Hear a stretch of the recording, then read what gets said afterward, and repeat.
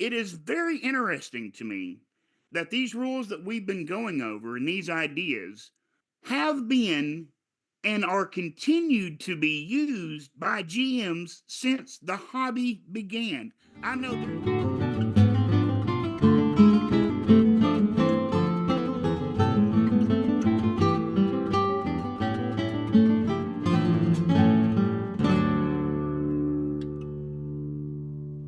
Oyamada Otani et al. Wrote an essay on how to use D&D as therapy, but not just the typical stuff that we did last time. Card up here, and if I remember, I'll try and put it at the end of the video and in the description. They didn't just release stuff like those 4 or 5 essays that I covered way back when, before Tunka. They actually released a quote unquote framework proposal for the role playing games as mental health intervention, the critical skills methodology. While we will not be going through all of their work here today, I mean, the paper's pretty long, it's pretty in depth. I want to go through a general overview for those of you who are not necessarily interested in doing the whole therapy thing, but might be interested in the broader strokes of what they have to say. But unlike last time, we have some real answers and not just a bunch of ideas and questions. Did you know, for example, that 7% of the world has mental health disorders and contribute up to 19% of all years lived with disability? In the United States alone, around 2 out of 10 adults are affected by some form of mental illness, with approximately 4% experiencing a debilitating mental disorder. Exactly. Otani et al. State that social skills training, SSTs, cognitive behavioral therapy, CBT, and game utilization will work towards this as well. And quoting them directly, numerous initiatives have reported positive outcomes in psychological well being, depressive or anxiety disorders, social anxiety, disruptive behaviors, schizophrenia, autism, or resilience enhancement. The rationale behind such interventions is that immersive, ludic, challenging gamified environments can enhance treatment and engagement.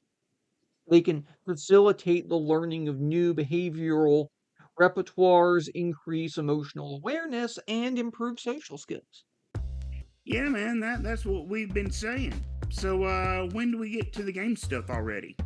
I agree. Let's skip the academic whys and wherefores and just dive into their framework. To be clear, this is just a framework. So, point one, session length should be no more than 2 to 3 hours, and they're basing this upon CBT. Point two, characters are recommended to be role played in the first person as much as possible. This recommendation is following social skills training. Role playing is essential as it enables individuals to practice and simulate behavioral rehearsal in problem situations. It also allows interactions and thinking from alternative perspectives. I find it fascinating that, in terms of practice makes perfect, is just a truth that affects every aspect of human life and situations. Now, before you start making that face to say I've never had to practice everyday stuff before, I would ask you listening, how many practiced kissing on your hand or arm before you kissed on a date? Or practiced asking out the person of your dreams as a kid with a close friend before actually asking? What we're talking about here is no different than those examples. Moving on to number three, they recommended a simplified rule set that players can orient themselves with. Have the rules adapted to the players, not the other way around. Also, make sure to avoid very complex narratives, scenarios, or objectives without clear cues or references that allow players to orient themselves can undermine player experience. And that's also true at a normal gaming table as well.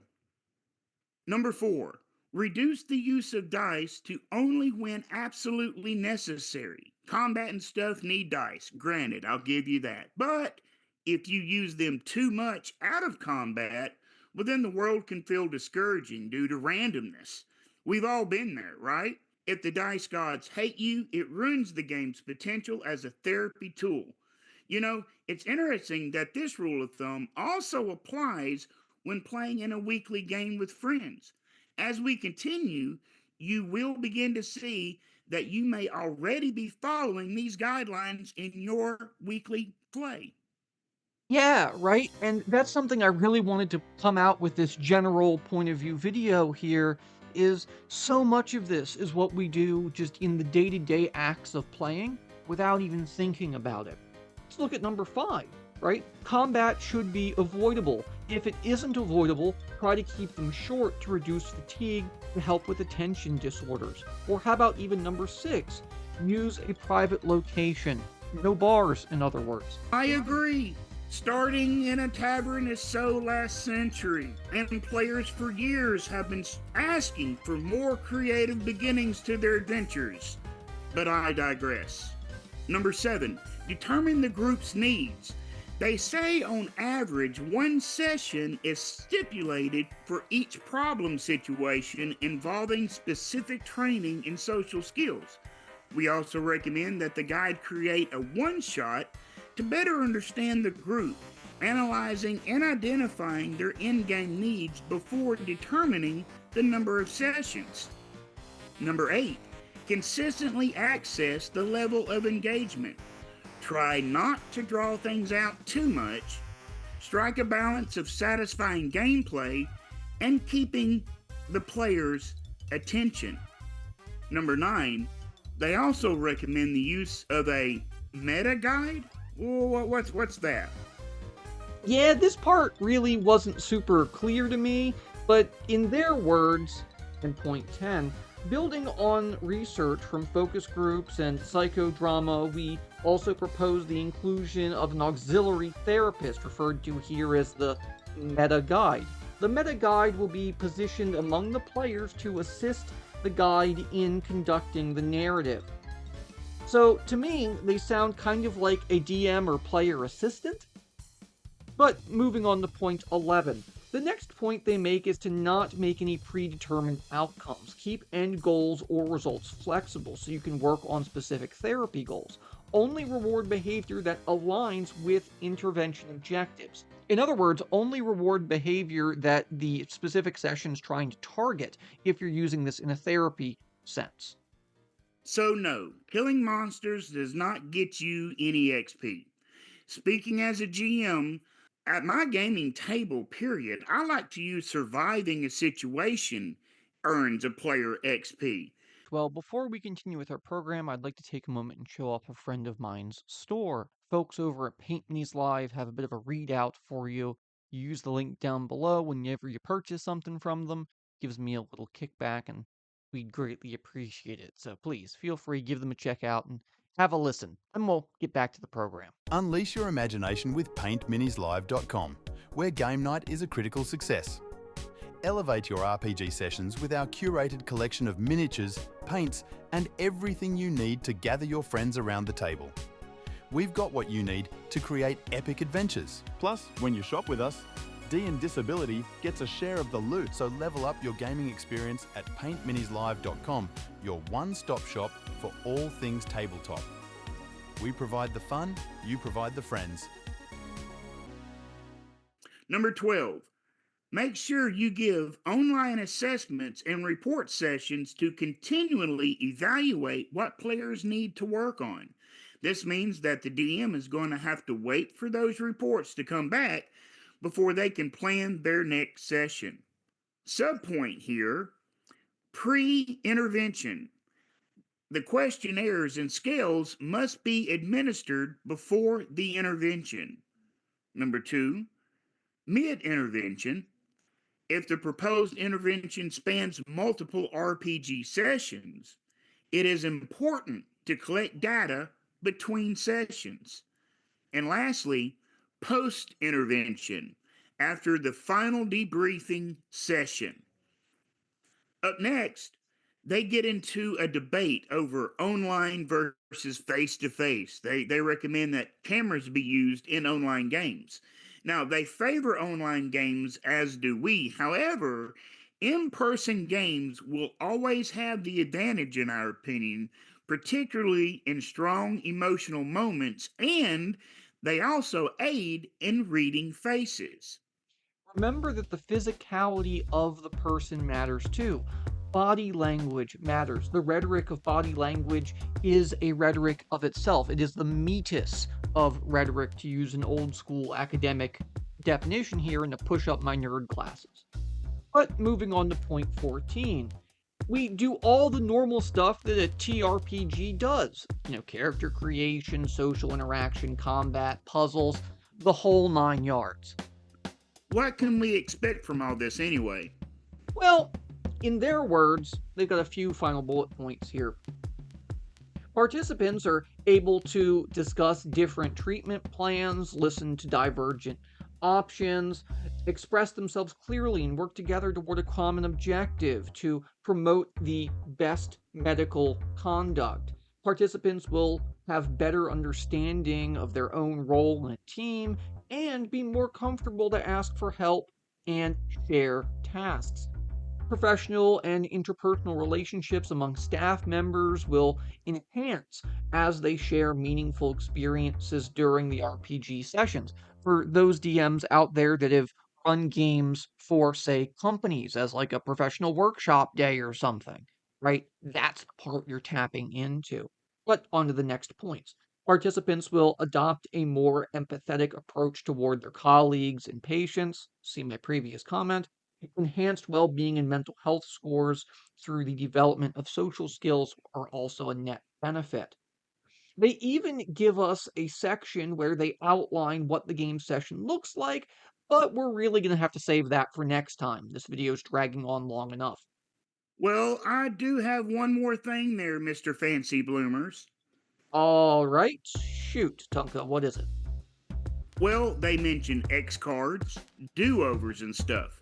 Basically, there's some game tools that can really help GMs. And when I say GMs, I mean all game masters, not just those of us scripts, right?